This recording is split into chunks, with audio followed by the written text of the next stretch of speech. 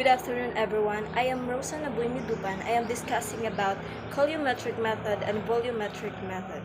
At the end of the lesson, you will be able to explain the principle behind the colorimetric and volumetric methods, differentiate between colorimetric and volumetric analysis in terms of their application and techniques, describe the instrumentation and reagents required for each method, identify a real-world application of these analytical techniques in biochemistry and industry, discuss the advantage and limitation of both methods in quantitative analysis. Before the discussion, first we illustrate the volumetric method and colorimetric method. Let's come now to identify what is colorimetric method. Colorimetric method based on the measurement of amount of materials deposited on electrode, the course of electrochemical reaction in accordance with Faraday's law. A distinction is made between colorimetry at constant potential and colorimetric at constant current. So, ang colorimetric method ay sumusukat sa dami ng material na dineposito sa isang electrode sa panahon ng electrochemical reaction ayon sa Faraday's law, gamit ang alinman sa constant potential o constant current method. Sa madaling salita, sinusukat nito ang kuryenteng ginagamit para malaman ang dami ng material na nabuo sa nalipat na electrode. Ang Faraday's law, this is the law relates the amount of electric charge of the amount of materials deposit or react. There have two types of colorimetric method. First, controlled potential colorimetric, a techniques where the potential or voltage of the working electrode is kept constant and the current is monitored over time. Ang sinasabing controlled potential colorimetry ay pinapanatili ang voltage ng electrode at sinusukat ang kuryente sa paglipas ng panahon. The second is the controlled current colorimetry, a techniques where a constant current is applied to the cell and the time required for the complete reaction is measured. Ang sinasabi namang controlled current colorimetry ay inilalapat sa isang konstanteng kuryente at sinusukat ang oras na kumpletong reaksyon. This is the illustration of controlled current colorimetry and controlled potential colorimetry. Principle behind colorimetric method. Based on Faraday's law of electrode, it means it uses electricity to make a chemical reaction happen. Involves the measurement of the total charge in coulombs required to cause a complete chemical reaction of analyte. It means we measure how much electric charge in units called coulombs is used to fully react the chemical we want to study. The amount of substance determined from the current and the time using the relationship of Q equals to I times T, where the Q is the charge, I is the current, and T is the time. So let's come now the instrumentation and reagents of colorimetric method. The instrumentation of colorimetric method: electrochemical cell, anode and cathode. A cell with two electrodes like a mini battery setups. Power source, a power source that supplies steady electricity. Ammeter and timer or coulometer, a device to measure current and time.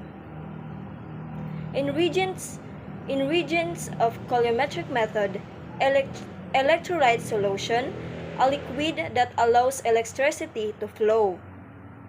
Sometimes an indicator electrode, sometimes a helper chemical to make the reaction smoother. Come now the application in colorimetric method. In biochemistry, measure of trace metal enzymes and proteins. Measure tiny amounts of metals, enzymes, and proteins. Carl Fischel titration for water content in biological samples. Checking water content in biological samples like blood or tissues. In industry, battery testing and evaluation means testing batteries to see how much charge they can hold.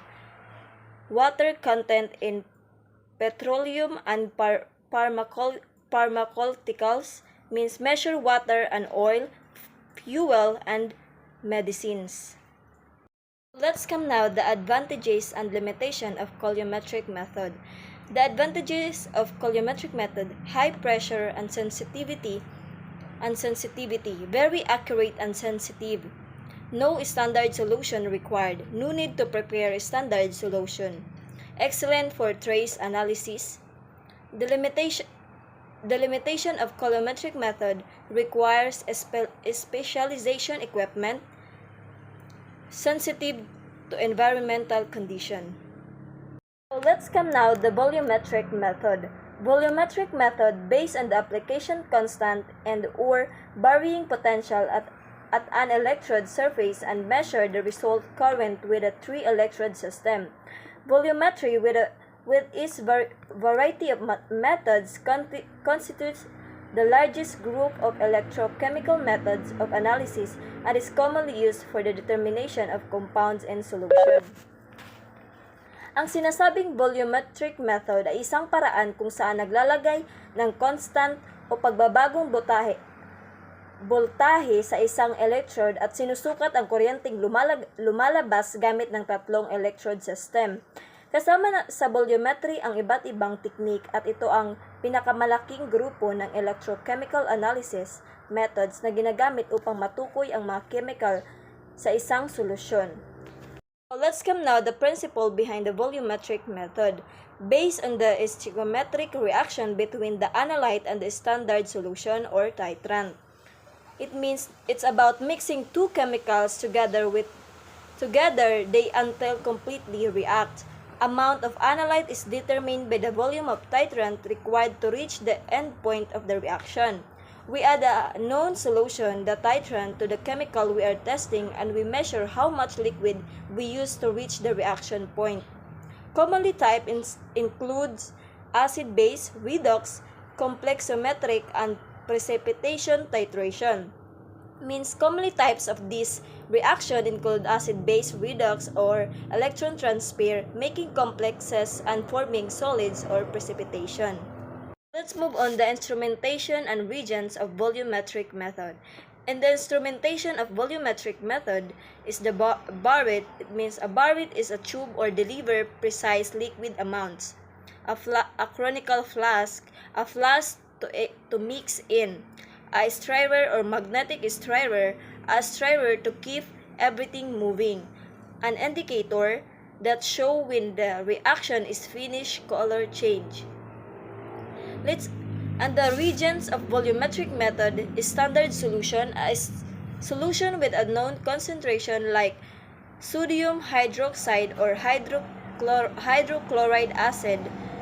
Indicator like phenolphthalein, which turns pink. Come now the real world of application in volumetric method. In biochemistry, determining concentration of amino acid or vitamins, finding out how much of vitamins or amino acid is present. Analyzing blood plasma components, measuring things like chloride or urea in blood plasma. In industry, quality control in food and beverage, checking salt levels in snack.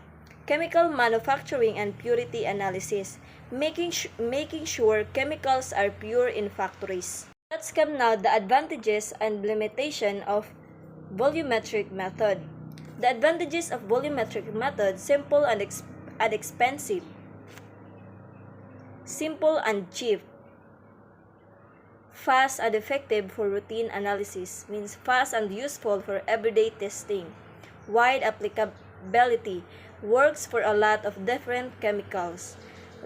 The limitation of volumetric method is the less suitable for very low concentration analysis, not good for very tiny amounts, dependent or indicator accuracy and titrant stability, depends on having good indicator and fresh solution. That's all for my discussion about volumetric and colorimetric method. Thank you for your listening.